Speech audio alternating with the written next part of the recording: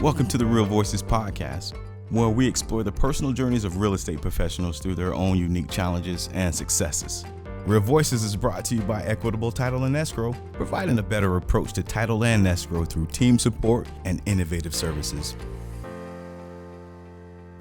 Welcome to another great episode. We have another great guest. We have Thana with us today. Thank you for joining us, Donna. I appreciate it. Thank you for inviting me to join. You're welcome. So tell me, how long have you been in the industry? Who do you serve, and what got you into the business? I have been in the industry for a long time. Okay. Just 5 years. Okay.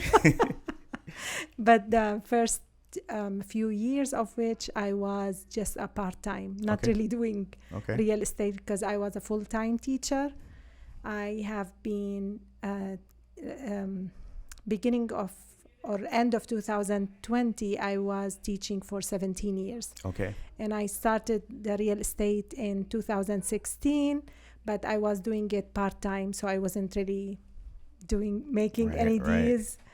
In 2021 is when I started full-time, and I am killing it. Killing it already, huh? Yes. Awesome. So tell me, back in 2016, what was it that made you decide to go through school and take the test and pass it? What was that?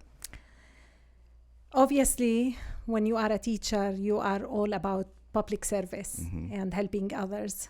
So I love, it's in my blood to help others and be of help and get them excited about stuff. So when we bought our house, our agent was really nice and very helpful. And I felt so good with my family when we got the house, because we had a house of our own now. Right. So,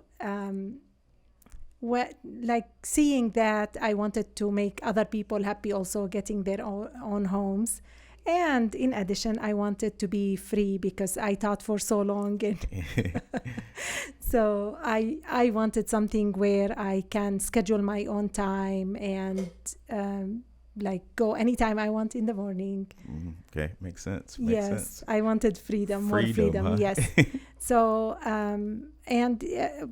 now seeing families doing what we did, my family and I, and how we feeling what we felt when we got our first home, it drives me every day. It's amazing when you put a person in a new home and you help them out, and how happy they are. Right. Yeah. Right. So this is the force that drives me every day. Awesome. Thank you. So I'm guessing that's the teacher in you, right? The public servant. Yes. Talk to me a little bit. That transition from working with children and, teaching them to helping families and adults find homes. What have you brought from that to your new job, your new calling, whatever you want to call that? I taught kindergarten. Oh, okay. So persistence. It's like herding cats. Yes, persistence. So there is no deal that's hard for me to do, or I don't give up. And I always encourage my clients to not give up in this crazy market. You know how it is. But persistence, I think, number one. And what did I also bring is being a researcher all the time. I like to help my clients even after we make the deal and they get their house. I just keep, whenever they ask me something, I work hard until I get them the right answers. Thanks. Okay. So you mentioned that one of your reasons for coming over was freedom. That's a lot of reasons, the reason why a lot of people come over to the industry, but then they find that they don't have as much freedom as they thought they were going to have. They're working on the weekends and working, all those things. So have you felt that you still have control over that? How have you gone about doing that? And I enjoy working. Okay. And even on the weekend, especially in this market. So I'm working even the weekends and weekdays and nights, sometimes until 1 p.m. I have people calling me, or I'm calling them to make sure that we got something signed, or an issue sorted out or something. But to me, this is freedom also. Being able to help and being able to work and make deals, this is freedom. Okay. So I like it. So it's freedom is in the eye of the beholder, I guess. Yes, it could be. it's Okay, freedom. I'm it. not tied. I'm doing it I'm choosing to pursue this. So this is free. I appreciate that perspective. Thank you. I appreciate that. So where are you from? You don't get the accent? Yeah, a little bit. I don't want to say it. I just got in my head. I'm over here like, go ahead. Make a guess. I was gonna say either somewhere in the Middle East. I'm thinking like, oh my God, you got it! All right, awesome. Yes, I'm from Syria originally. Okay. Yes. Okay. So I speak Arabic and I speak English, obviously. All right, yeah. So I can help a wider range of clients this way because I get the two languages. I'm fluent in both. Are there many people here who you can reach out to who speak the language? Many. Tell me a little bit about that. How have you been able to capture that business and let them trust you, I guess, as a woman? Yes, I don't know. They capture me all the time. My clients call me. They say I would say probably Facebook played a huge role. And maybe because people got to know me before doing real estate, because I am an inventor of a patented math teaching tool that is for preschoolers through 3rd grade. And I was starting to work on manufacturing it when I started a Facebook page that blew. In 1 month had 5,000, almost 5, not exactly 5,000 likes, and I did lives and stuff. So I don't know, but now they call me out of nowhere. Really nice people call me, and they just tell me, we don't want to work with somebody else. We just want to be working with you to find our home. So I guess I'm blessed. It's a blessing. Yeah, good feelings, right? Good feelings all around. So I'm not doing any advertisement or anything. I just get people to call me and say and also from referrals. All the clients that I helped over the last 2 years, they send other people and they let them know about me. So I'm thankful to all of those people. I appreciate you sharing that. One of the things I talk about with your spheres is once people trust you, you're going to be all right. They'll be your cheerleader, and that's all you really need. Yes, really. And I think if you are focused, if your main focus is not about just closing a deal or making money, from closing a deal, that's what I mean. If your focus is your client and their best interest is your number one priority, they feel it. You don't have to tell them. They will just feel it. And then I can see them going and referring their friends or family to somebody else. They will go back and going back to you. Right. Wow. Thank you. So it's a blessing. Thank you. Thank God. So growing up, how long have you been in the States? In this state? Just the United States. Yes, in this state since January 1st, 2009. Okay. But in the States, it's like around 22 years or so, 23 years, something. Okay, so 1 year older than my oldest daughter. So tell me a little bit about your upbringing in Syria, right? Okay. Who was your role models? Like what did you look up? Who did you look up to, and what did you think you'd be when you grew up? I would say my mom and dad. Although they did not achieve much themselves, but we grew up really poor, really poor. And I saw them not giving up, and they kept pushing us. We were 5 kids, and sometimes we didn't find something to eat. So we went outside and ate from the garden. Whatever is there, orange, apple, it doesn't matter. So no balanced food or anything, but yet we saw that they didn't give up, and they kept pushing us to get education, all of us, and all 5 of us did a good job. And I have 2 doctors in the family. Oh, that's awesome. Yes. thank God. Yeah. And we are all university graduates, and that pushed me. My parents being like, in spite of all the suffering and the scarcity of everything around them, no money at all, yet they kept telling us to get education, and they will do their best to support us. So that was my thing. I wanted to always be the best, so I can mirror my parents first, and second, help them and help others that are around me.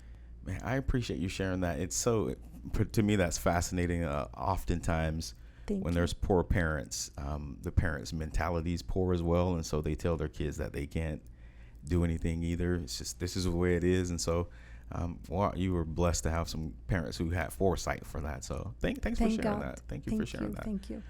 So I guess during all that time, what do you think your greatest lesson you learned from them? From them? Yeah. Persevere and don't give up, and also help others and support others as they supported me, like financially and every other way. I would like to also be able to support others, and in our business right now, I want to be not just an agent who just makes a deal. I want to support the families that I sell or buy houses for. I want to definitely support them in every way possible that I can. Thank you. As far as your business, where do you foresee your business being? 5 years. Do you have plans to move forward like that, or you just fly by the seat of your pants, kind of a gal? I don't have any plans. I feel like God is planning it for me, even my time. I came for a reason here, and He's taking me places, and I can feel it. That's I can awesome. feel it every single day, because I feel like there are things that I should have scheduled or something, and He cancels appointments for me on His own and stuff. So I feel blessed. Thank you. Yeah. I was talking with someone earlier at lunch about that. As we grow up, for whatever reason, we stop dreaming and just feeling like we have to follow all these rules that the world has set up for us, and we just stop dreaming, and we die a little bit inside. So I can see that you're still alive inside. I appreciate that. I'm like too young to die now. I'm only 21. I'm just 21. Just turned 21 on August 22nd. So Awesome. there's no way I can give up. So when you came over to the States, I love when I'm talking with immigrants and they're explaining what their thoughts were and what the reality was. Could you talk to me a little bit about that? The things you thought about America, and then when you got here, how it really was for you. Could you? What the difference was? When I first came, I thought only Little House on the Prairie or Cowboys. Yes. Cowboy Land. That was all that was on TV? Kind of. Okay. I mean, yeah, I didn't know much or what to expect. When I came here, it's the land of opportunity. Okay. You can start at any age you are. You can. I came with a bachelor's degree from back home. I have my master's now, and I was planning on a PhD, for example, and I could at any age. In other countries, probably you are more limited, especially where I came from. You are more limited. You can start a business anytime you want.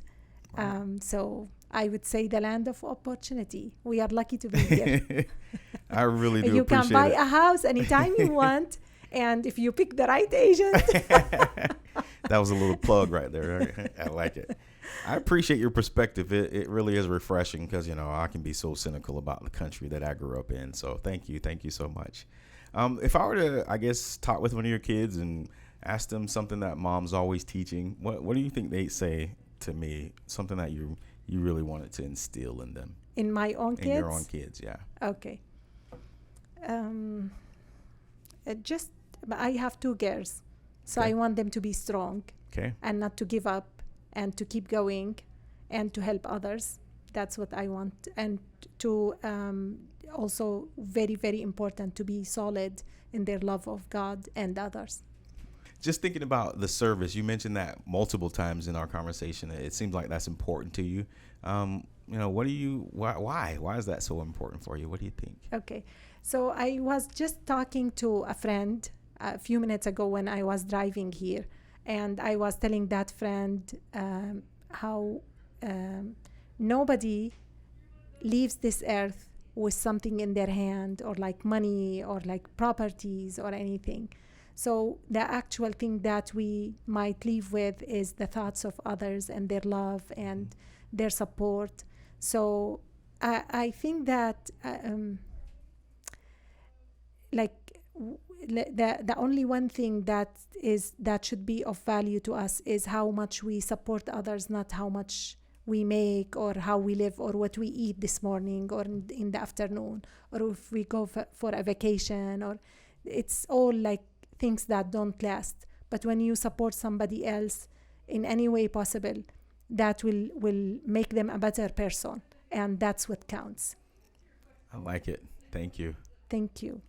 What's your favorite book? I'm not reading recently. No reading? Let me see. I would think it is, let me see. I forgot the name of the book even.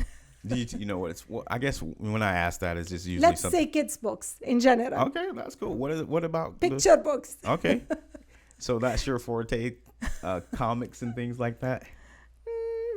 No. Okay, just picture books from kids. I was a teacher the whole entire time. That's what Yeah. I'm thinking of the places you'll go. You know that one with Dr. Seuss. Yeah, or maybe that would be a good one. A good catch for today too. Love it. The places you'll go. Yes.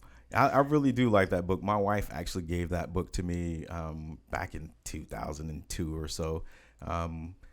I was having some struggles. We were just friends at the time, and she's like, "You're bright. You have places to go." So she gave me this book with a little note in it, and so the places you'll go. Yeah, yes, I appreciate that. That's a good one. Yeah, thank you. So I guess I first of all, I appreciate you coming on today. I really do.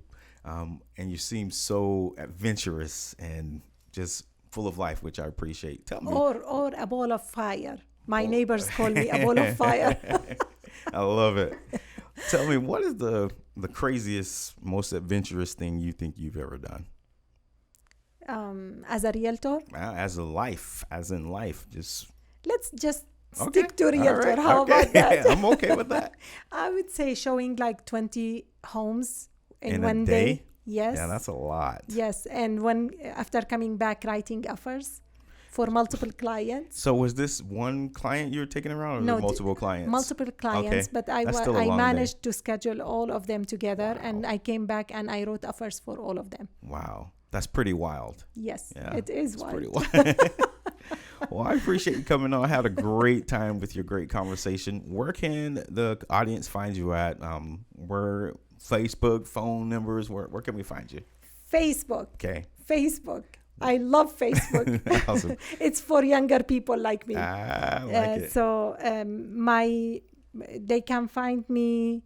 My name on Facebook is Thanaa, Thanaa Salloum, Salloum, and this is my profile, my personal one, and my business one is Marvelous Phoenix Homes. Marvelous Phoenix Homes is my page, and I'm also on for my invention also, it's the Marvelous Math Bonder, if they would like to also check that. I'm also on YouTube, the same name, and on Instagram. I'm everywhere. Awesome. Like soon enough, I'll be in Hollywood.